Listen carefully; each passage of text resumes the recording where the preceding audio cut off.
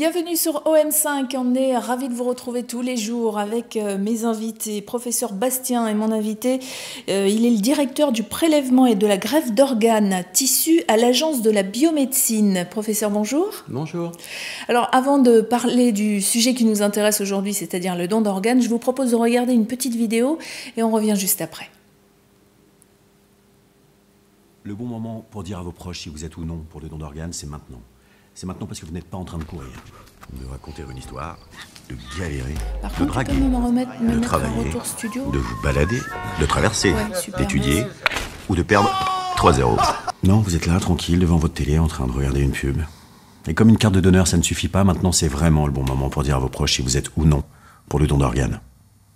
Après, vous pouvez toujours attendre, mais ce serait dommage, car vous serez peut-être en train de passer le plus beau jour de votre vie, de rater votre bus, de jouer de la guitare double manche, de sympathiser, de rompre, de recommencer, de refaire votre photo de profil, de ramer, ou de sauter. Don d'organes, il suffit de le dire, maintenant. Le bon moment pour dire à vos proches si vous êtes ou non pour le don d'organes, c'est maintenant. Eh oui, c'est maintenant, hein. Donc on est pour, on le fait savoir, et on est opposé, on le fait savoir aussi. Alors professeur Bastien, l'Agence de la biomédecine, c'est quoi exactement ?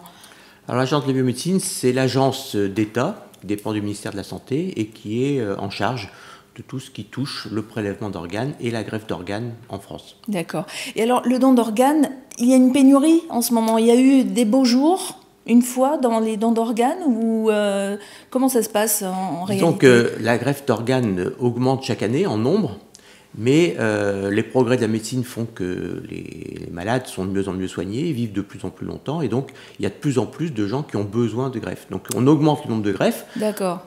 Depuis 2 ans, on fait plus de 5000 greffes sur l'ensemble du territoire français, mais il y a 19 000 personnes en attente sur l'ensemble du territoire.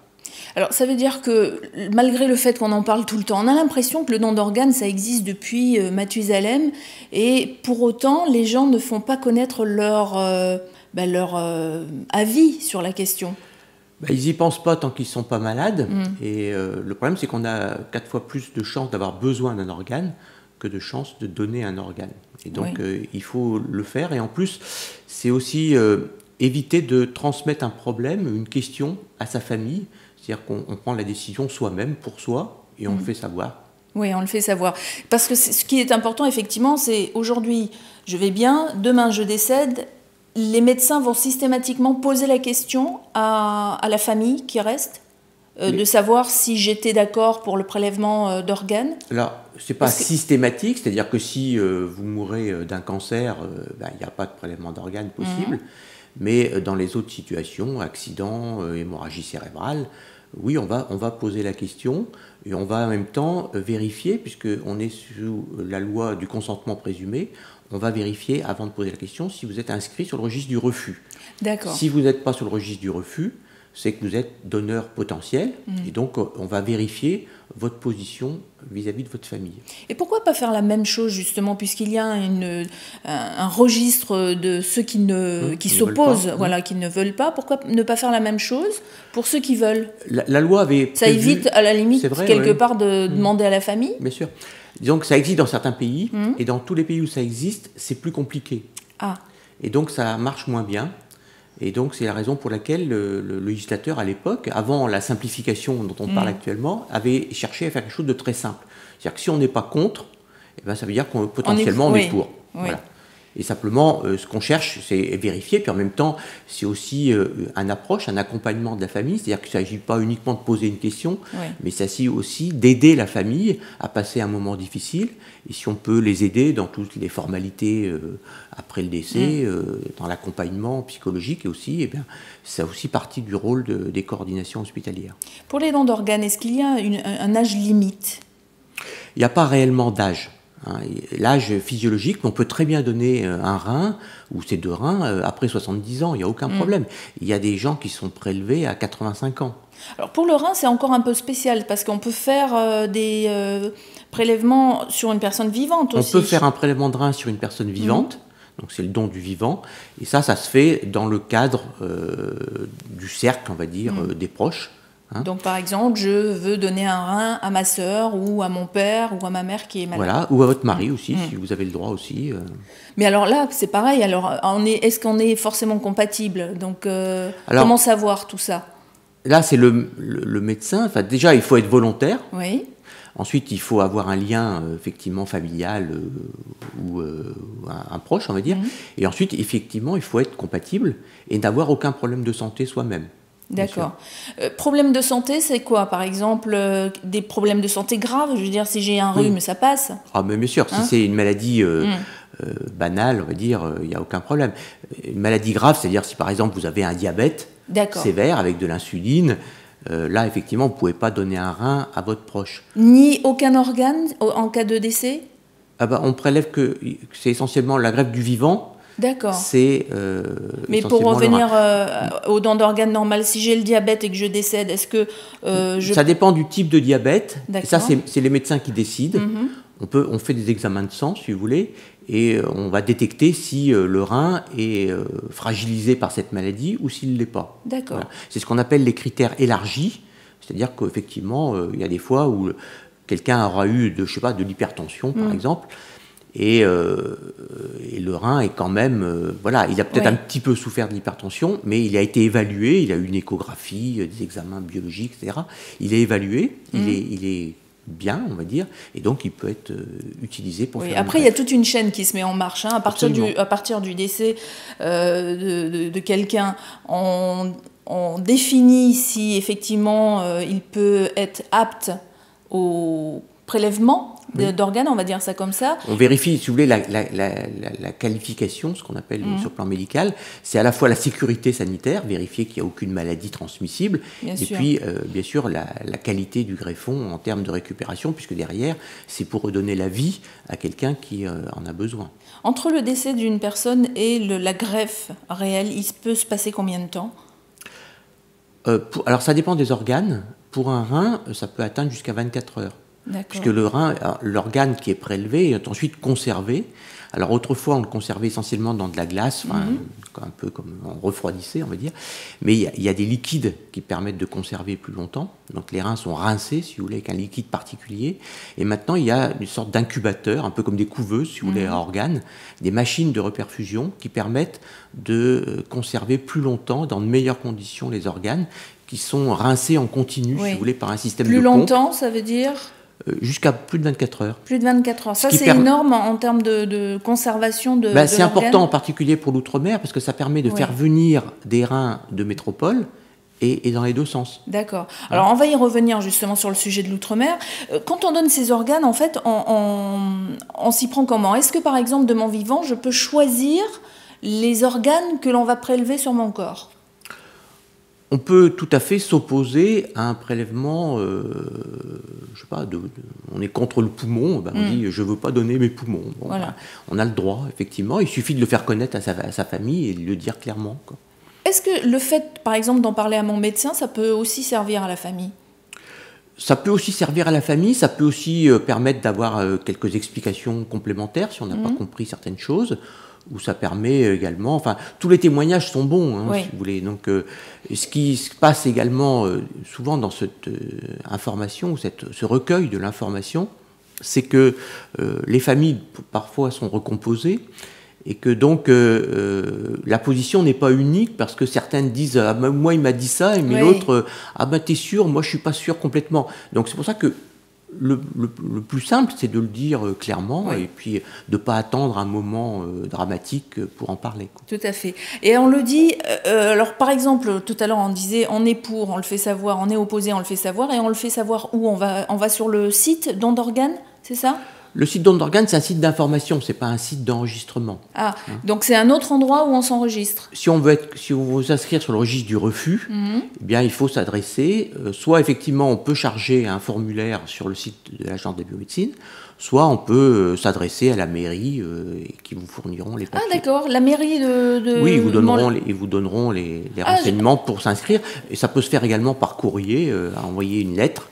Et on l'envoie toujours à l'agence de la biomédecine. Absolument. D'accord. Donc, alors moi je vais vous donner, puisqu'on en parle, le site www.dondorganes.fr. La page Facebook c'est Don d'organes, je le dis. Là il y a aussi les liens si vous êtes opposé aux dons d'organes. Il y a un numéro vert qui existe, c'est le 0800 20 22 24. On vous le redonnera bien sûr, rassurez-vous. Puisque vous avez évoqué le don d'organes en Outre-mer, comment ça fonctionne? Il n'y a pas tous les Outre-mer qui proposent ce service. Alors, si actuellement tous les l'Outre-mer le proposent, puisque la Guyane a commencé cette année, en 2014, pour la première fois, et donc la Réunion, les Antilles, la Polynésie. Ah oui, d'accord. Mais la Polynésie fait aussi des greffes d'organes sur personnes décédées, enfin des prélèvements, ou c'est uniquement pour les reins, donc sur donneurs vivants? Non, les deux sont faits en Polynésie. Les deux sont faits, d'accord. Depuis également 2014. Donc c'est une très bonne année 2014. Ah bah oui, parce que j'étais pas au courant. J'étais au courant effectivement pour les greffes de reins, mais je savais pas qu'on pouvait le faire sur les autres organes. Et alors quel type? Non, il y a actuellement en Polynésie, il ne se fait que la greffe de reins. C'est ça. Mais ça se fait également après prélèvement sur personnes décédées, pas uniquement donneurs vivants. Donneurs vivants et sur personnes décédées. Et alors quels autres types d'organes peuvent être prélevés en Outre-mer? Alors actuellement en Outre-mer, c'est essentiellement les reins. Uniquement le rein. Il y a 2 demandes pour pouvoir développer des greffes cardiaques. À La Réunion, où je vais aller à la fin du mois de février, et également un projet également pour la Martinique. D'accord. Donc ça veut dire qu'il y a encore du travail à faire au niveau des Outre-mer par rapport au prélèvement d'organes, à l'information liée à tout ça. Il y a un gros travail puisque malheureusement l'incidence, la fréquence, si vous voulez, de la maladie rénale et de l'insuffisance rénale en Outre-mer est plus importante qu'en métropole. Elle est 2 fois plus importante parce qu'il y a plus de diabète et plus d'hypertension. Et donc il y a, on va dire, proportionnellement au nombre d'habitants, il y aurait besoin de 2 fois plus de greffes de reins par habitant, par millier d'habitants, qu'en métropole. Et donc actuellement, les besoins ne sont pas couverts, bien sûr. Oui. Et donc il faut faire des échanges entre la métropole et le... Ça veut dire qu'aujourd'hui, par exemple, je suis en Guadeloupe, je ne peux pas trouver facilement, on va dire ça comme ça, un organe en Guadeloupe. Donc c'est quelqu'un qui va donner son rein, par exemple, en métropole, et ensuite il sera acheminé jusqu'à la Guadeloupe. L'année dernière, pour être très précis sur les chiffres, il y a eu 10 prélèvements de reins à la Guadeloupe, ce qui permet d'avoir 20 greffes de reins, puisqu'il y a 2 reins. Et en fait, il y en a eu 33, c'est-à-dire que le reste, c'est des reins qui sont venus de la métropole. D'accord. Mais en fait, les besoins, on pourrait les estimer, enfin, l'objectif pour la Guadeloupe, ça serait d'arriver à 50. Oui. Donc, vous voyez, il y a encore du travail. Donc, qu'est-ce qu'on peut dire aux gens qui ne se sont pas encore fait connaître sur leurs intentions de donner ou pas leurs organes de leur vivant? Comme dirait Gilles Lelouch, dites-le maintenant. Oui, dites-le maintenant. Hein. Réfléchissez à ça. Pensez que c'est pour vos voisins, pour vos amis, pour vos enfants, pour vos parents. Enfin, c'est pour le cercle des gens que vous connaissez. En plus... Souvent, les gens se connaissent plus, comme en Polynésie, où on en parlait un petit peu avant. Les gens se connaissent, savent la fréquence de la maladie rénale en Polynésie, qui est également très élevée. On le sait, mais comme vous le disiez aussi tout à l'heure, on ne s'en rend pas compte tant qu'on n'est pas touché personnellement. Bien sûr. Quand on a quelqu'un de malade à côté de soi, on se dit « Ah ben oui, tiens, je pourrais le dire ». Mais on n'y pense pas avant. Ce qu'on ne se rend pas compte, c'est que la dialyse, si vous voulez, permet de vivre effectivement sans greffe de rein. Mais la qualité de vie n'a rien à voir. Elle est nettement moins bonne. Et on pense souvent qualité de vie, mais on ne se rend pas compte qu'en dialyse, on vit aussi moins longtemps qu'avec une greffe de rein. Oui, puis la dialyse, c'est lourd. C'est très contraignant. Oui. Et donc, si on est dans une île où il n'y a pas le centre de dialyse, il faut se déplacer sans arrêt, etc. Enfin, il y a des contraintes qui sont beaucoup plus importantes qu'avec la greffe. Donc, le site, on vous le redonne, www.dondorganes.fr, la page Facebook Don d'organes, je le dis. Donc, on le redit encore une fois, vous êtes pour le prélèvement d'organes sur votre corps, vous le dites à vos proches, vous le dites à votre médecin. Surtout, la question va se poser, c'est au moment du décès. C'est-à-dire que les gens, s'ils ne connaissent pas vos envies, peuvent refuser, alors que vous auriez pu Absolument. dire... C'est la principale cause actuellement de refus, d'ailleurs. Juste une question. Par exemple, quelqu'un qui a l'hépatite ou... enfin, qui a l'hépatite, qui a contracté, qui a eu une hépatite ou certaines maladies comme ça, où il y a les cicatrices de ces maladies dans le sang, est-ce qu'ils peuvent quand même donner... Si elle est guérie... Il y a des critères médicaux, si vous voulez. Si elle est guérie, ça peut se faire. Si elle n'est pas complètement guérie, ça n'est pas possible pour certains receveurs. Par contre, il existe également des receveurs qui eux-mêmes ont eu une hépatite ou qui sont en cours de traitement. Oui. Donc ceux-là, si vous voulez, ne sont pas forcément, c'est ce qu'on appelle des greffes dérogatoires. D'accord. C'est-à-dire que ça s'adresse à un nombre particulier. Mais ça peut aussi. Donc ça veut dire qu'il ne faut pas se dire, ah ben moi si j'ai non, il faut pas se dire, une maladie grave, j'ai eu quelque chose, je ne peux pas être donneur. Voilà. Non, c'est pas vrai. C'est au médecin de décider. Mais il ne faut pas se mettre de limite. Ah ben ça c'est bien, c'est une bonne nouvelle parce que c'est vrai qu'on peut se dire, ben non, moi j'ai eu quelque chose de grave à une époque et puis comme c'est peut-être, comment on dit ça, il y a des traces encore des cicatrices dans notre corps, donc on peut se dire, ah, non, ben moi c'est même pas la peine, je le dis pas. Donc là il faut quand même le dire, hein. Dites-le même si vous avez eu une maladie, même si vous avez une maladie, parce qu'il y a peut-être quand même des choses à faire. Donc qu'est-ce que on va terminer, mais qu'est-ce que vous pourriez dire encore pour les gens qui hésitent? Pour les gens qui hésitent, il faut dire que, contrairement à ce qu'on pense, donner, c'est souvent aussi un soulagement pour la famille après la mort. On ne le dit pas assez souvent, c'est une façon de donner un peu un sens à la mort, à un moment tragique, et donc c'est aussi un moyen de passer une étape. Ce qu'il faut dire également, parce que c'est une question qu'on n'ose pas passer, c'est que la restitution du corps à la famille est faite conformément à la volonté de la famille. Donc il n'y a aucune... C'est fait comme une opération chirurgicale, si vous voulez. Donc on ne voit pas... Il y a un pansement, il n'y a pas de marque visible extérieure. Et donc ensuite, le cheminement vers le rite funéraire de la famille est respecté exactement comme elle le souhaitait, quoi.